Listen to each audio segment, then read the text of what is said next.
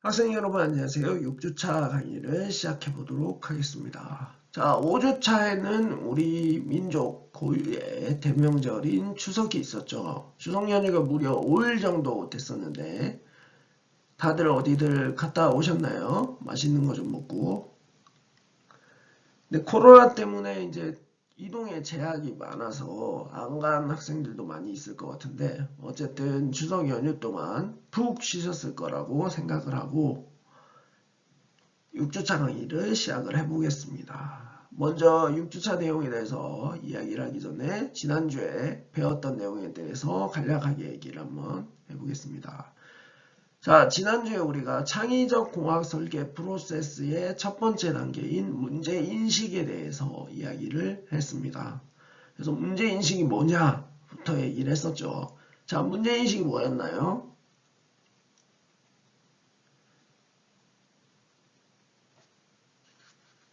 자, 문제인식은 현재 상태와 목표 상태 간의 차이가 존재하는 것을 인식하는 거라고 했습니다.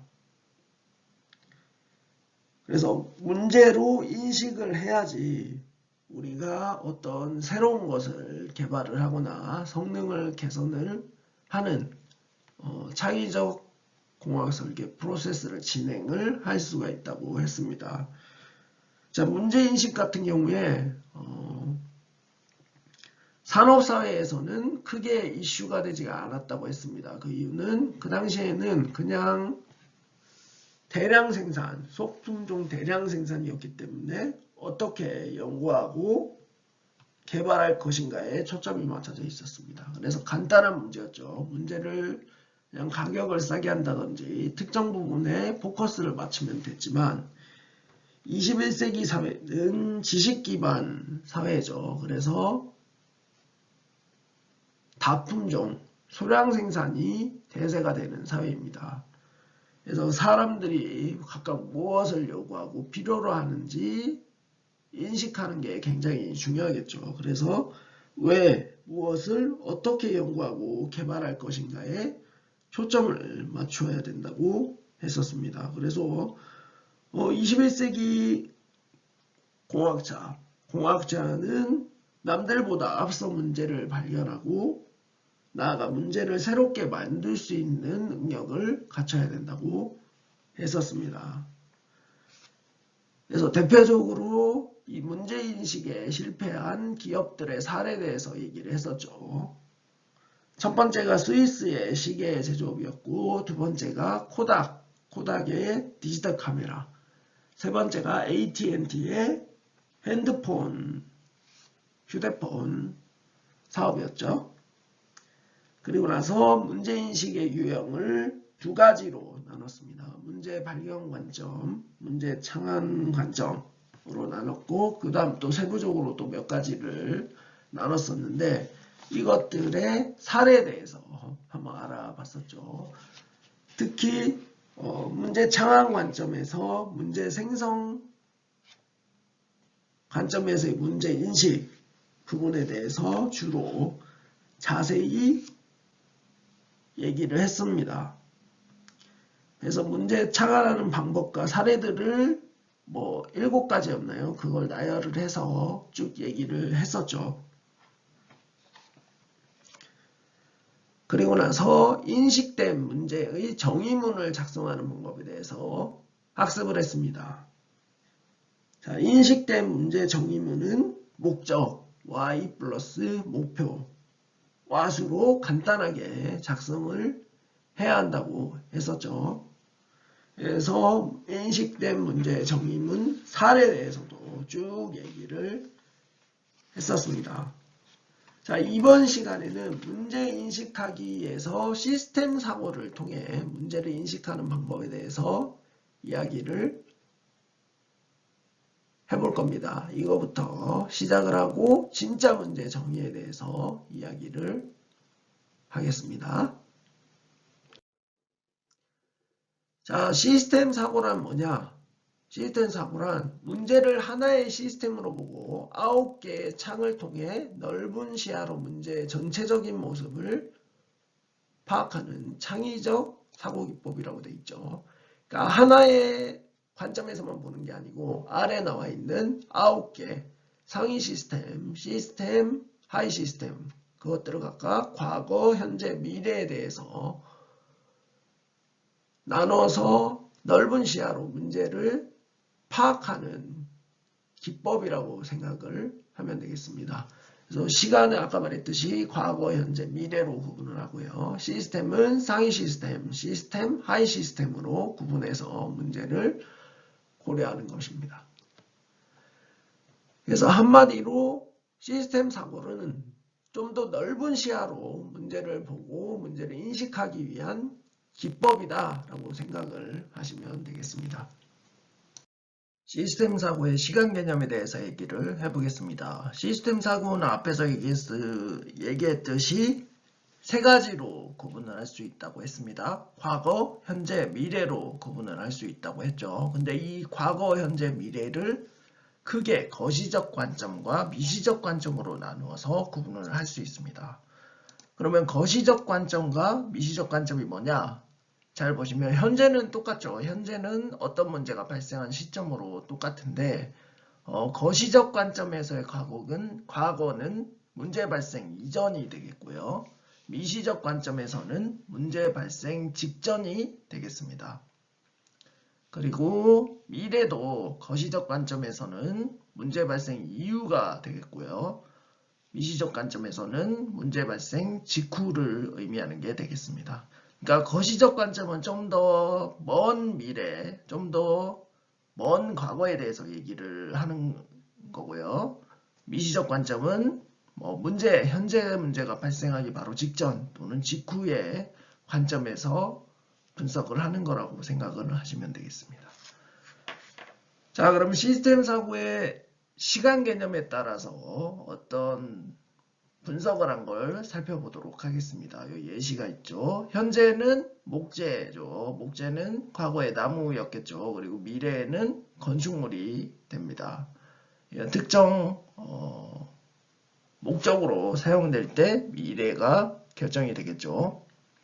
그리고 현재는 스마트폰이죠. 그리고 과거에는 피처폰이라고 해서 이걸 사용했었고요. 먼 미래에는 롤러블 폰이 사용될 거다. 롤러블 폰은 쉽게 말하면 이제 플렉서블 폰이라고 해야 될까요? 막 이렇게 돌돌 말 수 있고 뭐 이런 폰인데 현재는 이제 접는 폰까지 나왔죠. 갤럭시 G나 뭐 플립 이런 거 보면 옆으로도 접고 반으로도 접고 이렇게 하죠. 그런 것보다 좀 더 앞서 나간 단계인 핸드폰을 얘기하는 거라고 생각하면 되겠습니다. 이렇게 돌돌 말거나 그렇게 할 수 있는 거죠. 자, 다음으로 볼펜이죠. 볼펜, 현재는 볼펜인데 과거에는 조립 전 상태, 미래에는 안 쓰게 되면 재활용이나 폐기 상태가 된다는 얘기고요.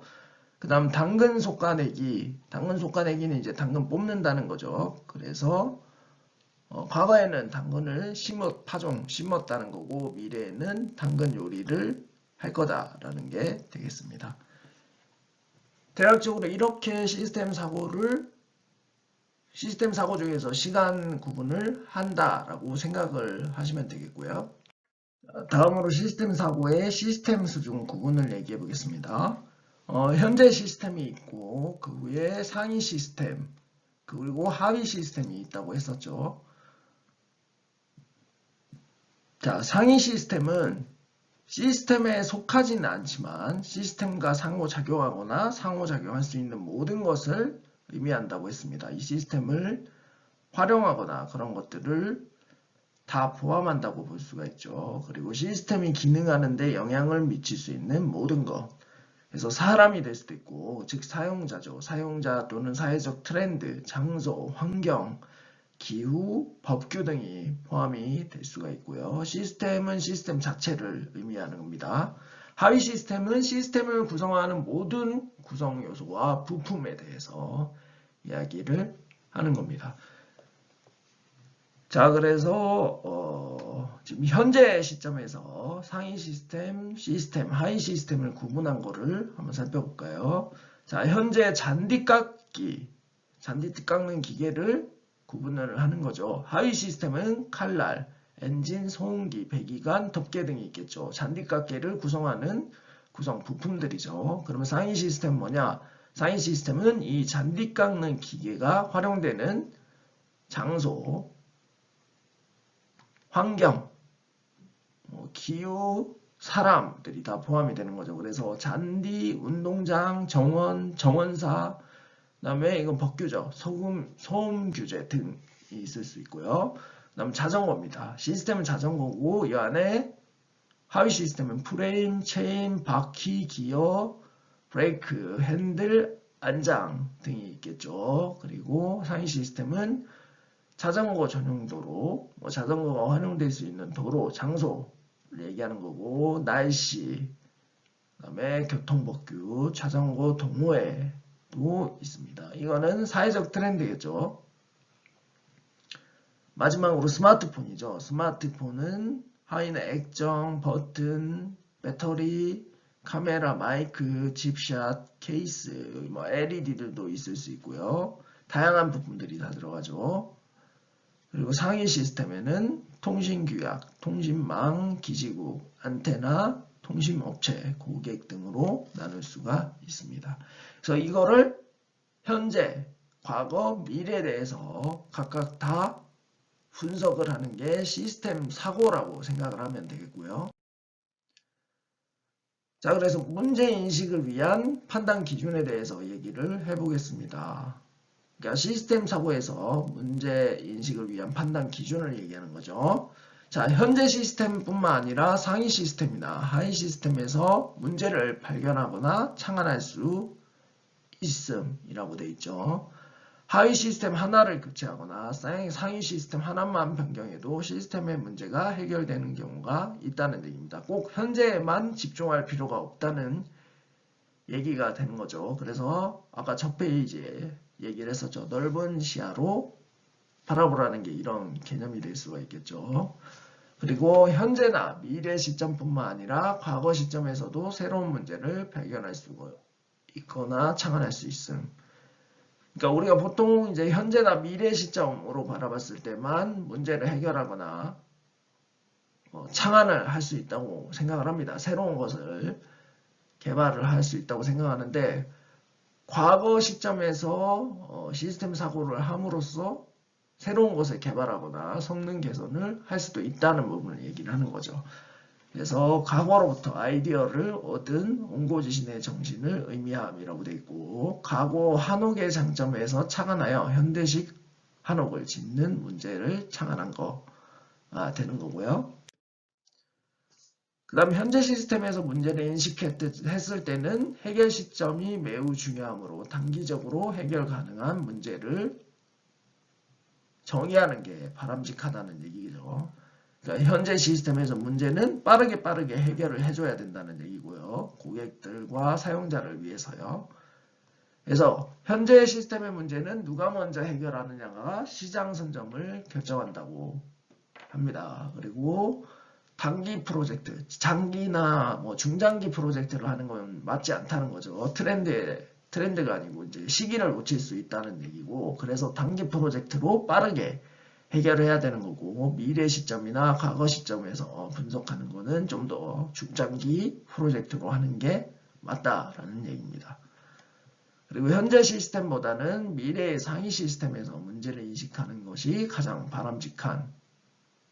바람직함이라고 되어 있죠. 그것은 우리가 미래의 기술 또는 트렌드를 예측해서 남들보다 앞서 문제를 인식하면 블루오션을 선점해서 시장을 개척을 할 수 있는 가능성이 훨씬 높아지기 때문입니다.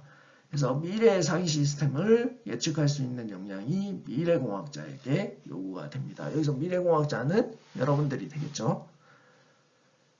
그래서 결론적으로는 너무 현재나 시스템에 집중하지 말고 다양한 넓은 시야를 가지고 시스템 사고, 즉 넓은 시야를 가질 수 있는 시스템 사고를 가지고 문제를 인식하면 새로운 걸 개발하거나 그 다음에 성능을 개선하는데 그게 도움이 된다는 얘기고, 추가적으로 현재 시스템의 문제는 가능하면 단기적인 관점에서 프로젝트를 계획하고 과거와 미래 같은 경우는 중단기 프로젝트로 계획하는 것이 바람직하다라는 게 여기서 말하고자 하는 부분입니다. 자, 그러면 시스템 사고를 통한 문제인식 사례에 대해서 책에 나와 있는 것들에 대해서 얘기를 해보겠습니다. 이 사례를 보면 좀 더 이해가 쉬우니까 한번 살펴보도록 하죠.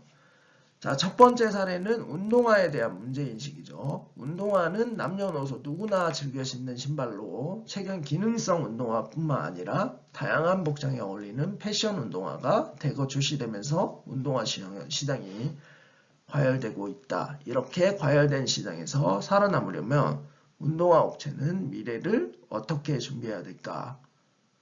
이게 이제 문제인식의 주제가 되겠고요. 그러면 우리가 시스템 사고를 한번 해보도록 하죠. 시스템 사고는 과거에는 고무신, 현재는 운동화, 미래에는 스마트 운동화라고 했습니다. 그리고 하이 시스템은 고무, 여기에는 뭐 밑창, 위창, 안창, 끈 등이 있겠고 여기에는 추가적으로 센서들이 들어가게 되겠죠. 그리고 상위 시스템은 흙길, 고무신 틀, 한복 등이 있겠고 현재는 운동장, 학생, 운동화 디자이너 등이 있고 미래에는 스마트폰, 앱 개발 기술, 무선 인터넷 등이 쭉 정리가 되죠.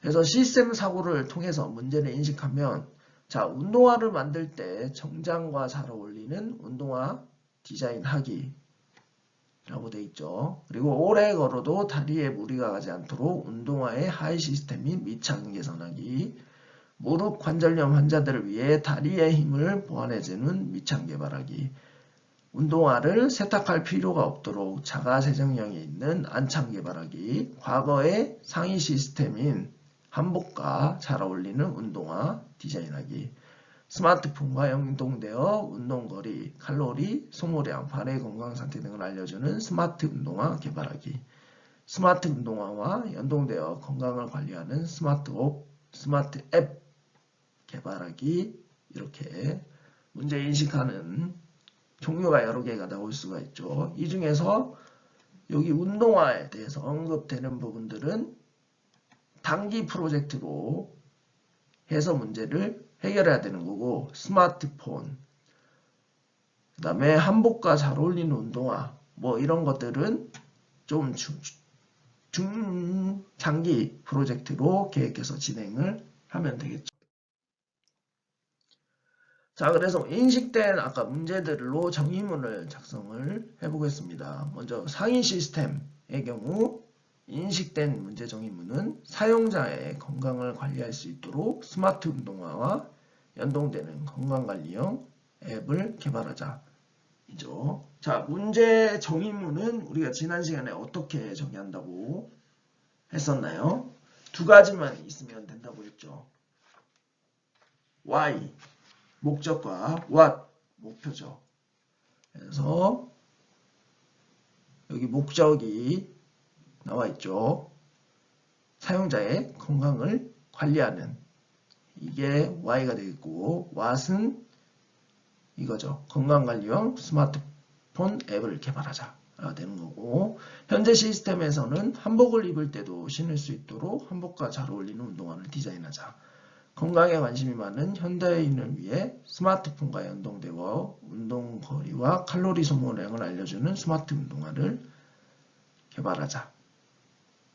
그리고 건강관리가 중요한 노년층을 위해 발의 건강 상태를 알려주는 스마트 운동화를 개발하자. 자, 그리고 오래 걸어도 다리에 무리가 가지 않도록 충격을 잘 흡수하는 밑창을 개선하자. 무릎 관절염으로 고생하는 사람들을 위해 다리의 힘을 보완해주는 밑창을 개발하자. 번거롭게 운동화를 세탁할 필요가 없도록 자가 생정력이 있는 안창을 개발하자. 했죠. 자, 여기서는 시스템 수준에 따라서 인식된 문제를 정의를 했습니다. 이렇게 이제 인식된 문제 정의문을 작성을 하면 되고요. 아까 작성된 문제 인식문을 바탕으로 뒤에 이어지는 단계인 진짜 문제 정의를 수행을 하면 되겠죠. 그거는 추후에 얘기를 하도록 하고요. 여기서는 지금 문제 인식하고 문제 정의문을 작성하는 것까지만 얘기를 하겠습니다. 자, 사례 2죠. 사례 2는 이북에 대한 문제 인식입니다. 여전히 종이책을 선호하는 사람이 많지만 전용 단말기의 확산과 더불어 이북의 시장 점유율이 꾸준히 증가하는 추세이다. 그러나 독서 인구가 점차 감소하면서 어떤 형태의 책이든 위기를 맞고 있는데 여기서 탈출하기 위해 출판업계는 어떻게 미래를 준비해야 할까? 자, 그러면 시스템 사고로 해보죠. 시스템 사고는 과거, 현재, 미래에 대해서 시간에 대한 구분을 하고 그 다음에 상위 시스템, 하위 시스템에 대해서 구분을 합니다. 과거에는 종이책, 현재에는 이북, 미래에는 VR북이라고 되어 있네요. 가상현실북. 상위 시스템은 출판사, 인쇄기, 종이, 잉크, 저자, 독자가 되고 이건 이북 리더기, 스마트폰, 전자 출판 기술, 저자, 독자가 있습니다. 저자, 독자는 다 들어가 있네요. 당연한 거고요. 그래서 VR북 전용 단말기, 가상현실 기술, VR 기술자, 저자, 독자. 하위 시스템은 표지, 목차, 본문, 판권지가 되겠고 이거는 콘텐츠, 이거는 VR 콘텐츠죠.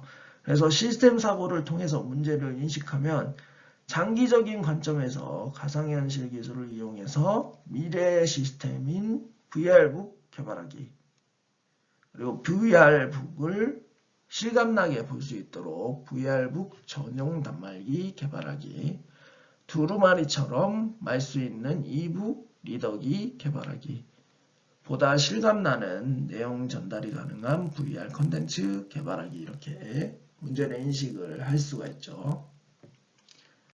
그리고 인식된 문제들을 각각 문제 정의문을 작성을 해보죠.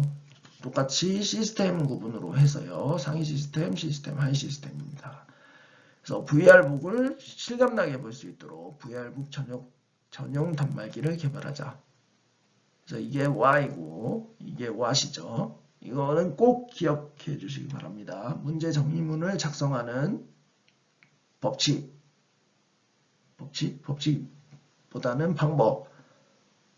목적이 앞에 와야 되고 목표가 뒤에 와야 된다는 거. 그래서 휴대가 용이하도록 두루마리처럼 말 수 있는 이북 리더기를 개발하자.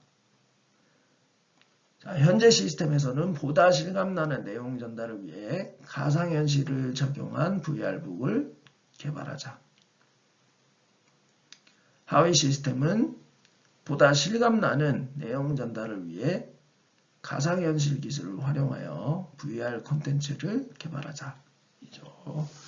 그래서 이게 상위 시스템, 하위 시스템으로 구분한 기준은 이해를 하셨죠?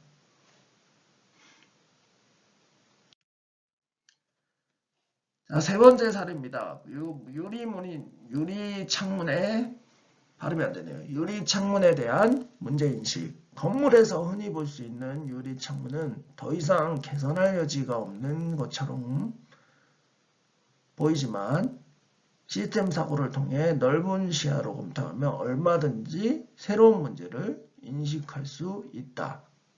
자, 시스템 사고학이죠. 과거, 현재, 미래에 대해서 시간 구분을 하고 시스템 수준은 상위 시스템, 하위 시스템입니다. 과거에는 시스템이 창문이었고 현재는 유리 창문, 미래에는 지능형 창문이죠. 하위 시스템은 창호지, 문살, 문고리고 유리, 창틀, 손잡이, 이건 현재고요. 미래는 센서가 들어갑니다. 이페이퍼도 있고요. 그래서 상위 시스템은 한옥, 전통, 장인이고 현재는 건물, 일조량, 기온, 미래는 기후, 인공지능, 유비쿼터스 컴퓨팅 기술이 있겠죠. 그래서 시스템 사고를 통해서 문제를 인식해보죠. 그러면 유리 창문의 유리를 대체할 깨지지 않는 유리 개발하기. 이거는 하위 시스템에서 생각을 한 거고요. 유리 창문의 창틀을 더 가볍고 완벽하게 방음 방풍이 되도록 개선하기. 이것도 하위 시스템이죠. 그리고 일조량을 감지하여 자동으로 유리의 색을 변화시키는 똑똑한 창문 개발하기. 이거는 시스템 미래 시스템에 대해서 얘기를 하는 거고요. 그 다음 이 페이퍼와 센서를 이용하여 사람이 지나갈 때 광고를 보여주는 지능형 창문 개발하기. 요거는 하이 시스템을 바탕으로 문제를 인식한 거고요. 일조량을 충분히 활용하기 위해 상위 시스템인 건물을 일조량에 따라 움직이도록 건축하기. 이거는 상위 시스템을 얘기를 한 거고, 창호지 창문을 현대식 아파트에 접목하기. 이거는 과거의 거를 현재에 접목을 하는 사례라고 볼 수 있겠습니다.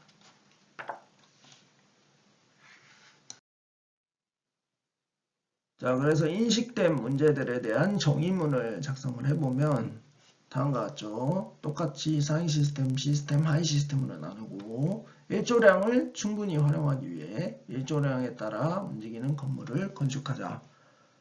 Y와 What으로 이루어져 있죠. 보다 쾌적한 환경을 위해 일조량을 감지하여 자동으로 유리의 색을 변화시키는 똑똑한 창문을 개발하자.